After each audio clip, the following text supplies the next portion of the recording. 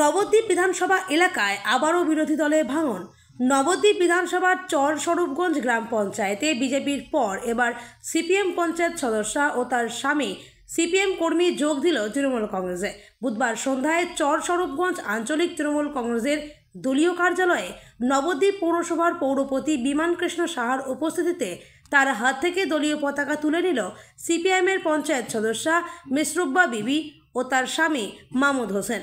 এদিন সিপিএমের সদস্য তৃণমূল কংগ্রেসে যোগ দেওয়ায় ২৬টি আসন বিশিষ্ট স্বরূপগঞ্জ গ্রাম পঞ্চায়েতে তৃণমূল কংগ্রেসের সদস্য সংখ্যা দাঁড়ালো ১৪। ফলে আগামী দিনে তৃণমূল কংগ্রেস যে পঞ্চায়েত ভোট গঠন করবে তা কিন্তু বলার অপেক্ষা রাখে না। এদিন যোগদান কর্মসূচিতে যোগ দিয়ে তৃণমূল নেতা বিমান কৃষ্ণ সাহা জানান, আগামী দিনে সিপিএম চিহ্নিত করে যাবে। তাই আগামী বিধানসভা নির্বাচনের আগে নবদ্বীপ বিধানসভা এলাকায় তৃণমূল কংগ্রেসের আরও শক্তির বৃদ্ধি হলো এবং এই যোগদান কর্মসূচি আগামী দিনেও অব্যাহত থাকবে বলে জানান তৃণমূল নেতৃত্ব। আমি ২ বছর মেম্বার হয়েছি, আমার বুথে কোনো কাজ উন্নয়ন হয়নি, এমনকি কোনো কাজও হয়নি, তাই এই সিদ্ধান্ত নিতে আমি বাধ্য হয়েছি।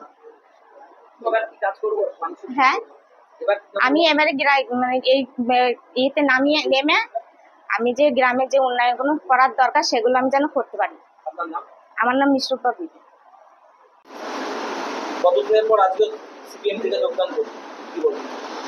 যোগদান করলো মানে এটা সব স্বাভাবিক একটা প্রক্রিয়া।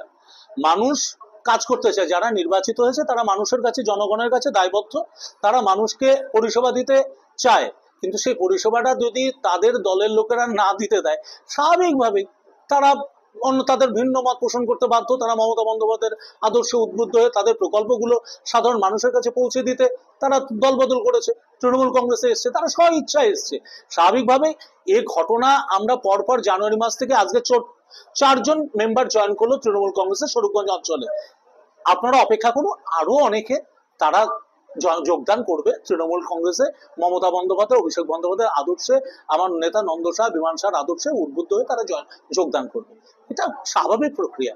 তা সুতরাং এটা অবাক হওয়ার কিছু নেই, আপনাদের জন্য আরো কিছু অপেক্ষা করছি।